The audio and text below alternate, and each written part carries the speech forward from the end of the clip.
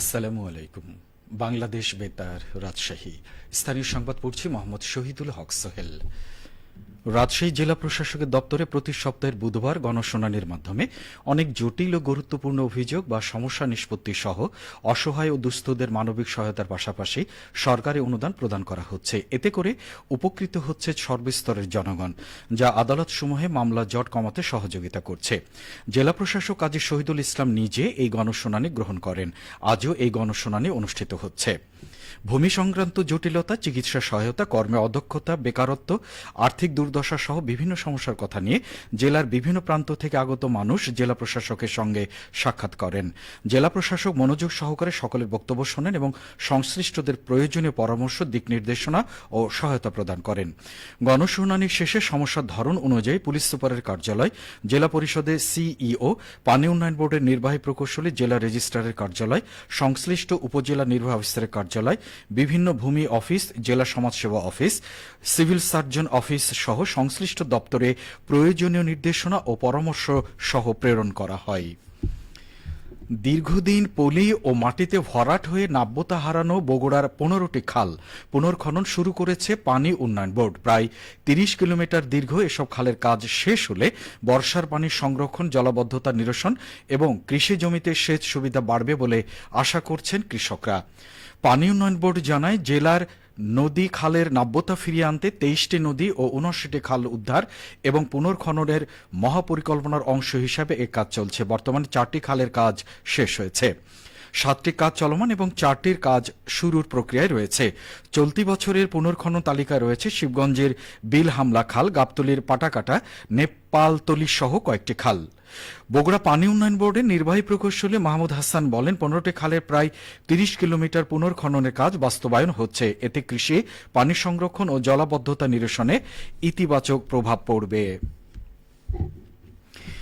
স্বল্প সময়ের মধ্যে গ্রাহকের হয়রানিমুক্ত সেবা প্রদানে সোনালী ব্যাংকের মূল লক্ষ্য। এই বিষয়ে নওগাঁর ধামুরহাটে সোনালী ব্যাংকের উদ্যোগে প্রকাশ্যে কৃষি ঋণ বিতরণ ও গ্রাহক সমাবেশ অনুষ্ঠিত হয়েছে। আজ সকালে ধামুরহাট শাখায় অনুষ্ঠানে প্রধান অতিথি ছিলেন সোনালী ব্যাংকের রাজশাহী অঞ্চলের general manager in charge Mohammad Shawkat Zaman. অনুষ্ঠানে 6 জন গ্রাহকের মাঝে 6 লাখ টাকা, 3 জনের মাঝে 28 লাখ টাকা কৃষি ঋণ এবং 3 জনের মাঝে 30 লাখ টাকা মুক্তিযোদ্ধা ঋণ বিতরণ করা হয়। পাবনায় মাদক সহ বিভিন্ন অপরাধ দমনে পাবনা জেলা পুলিশের বিশেষ অভিযান অব্যাহত রয়েছে। অভিযানে বিভিন্ন অপরাধের দায়ে 23 জনকে গ্রেপ্তার করা হয়েছে। গত 24 ঘণ্টায় জেলার বিভিন্ন থানা এলাকায় অভিযান চালিয়ে তাদের গ্রেপ্তার করা হয়েছে বলে আজ সকালে পাবনা জেলা পুলিশের এক সংবাদ বিজ্ঞপ্তিতে এ তথ্য জানানো হয়েছে। এতে বলা হয়েছে, পাবনার সকল থানা এলাকায় মাদক, সন্ত্রাস, কিশোর গ্যাং, জুয়া এবং বিভিন্ন প্রকার অপরাধ দমনে পাবনা জেলা পুলিশের ধারাবাহিক অভিযান অব্যাহত রয়েছে। এসব অভিযানে 23 জনকে গ্রেপ্তার করে নিয়মিত মামলা, সামারি ট্রায়াল ও মোবাইল কোর্টের মাধ্যমে আইনানুগ ব্যবস্থা গ্রহণ করা হয়েছে।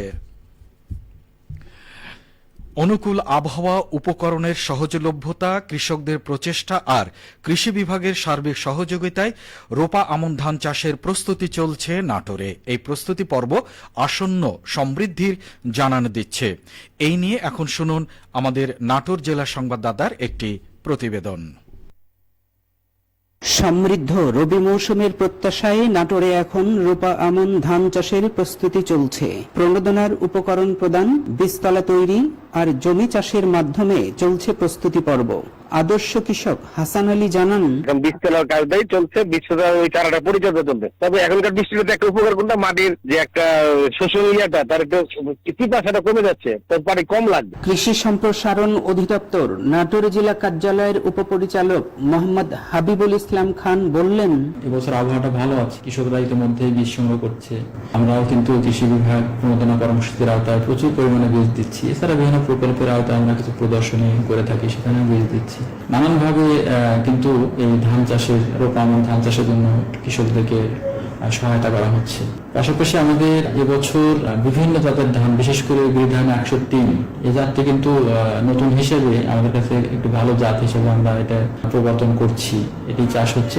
এছাড়া আমাদের নাটোর জেলায় বিধান 49, বিধান 87, বিধান 103, বিধান 94 এই যে জাতগুলো, এগুলো চাষ হচ্ছে।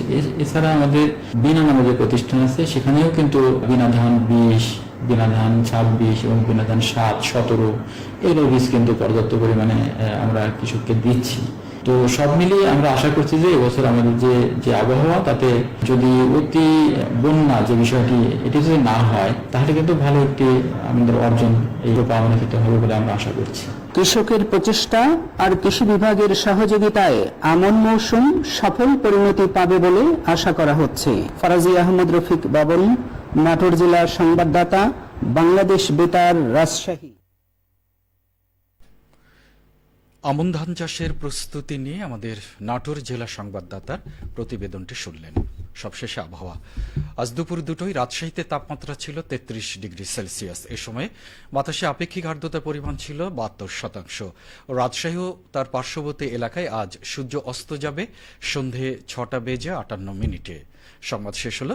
আমাদের পরবর্তী স্থানীয় সংবাদ শুনবেন বিকেল 4:05।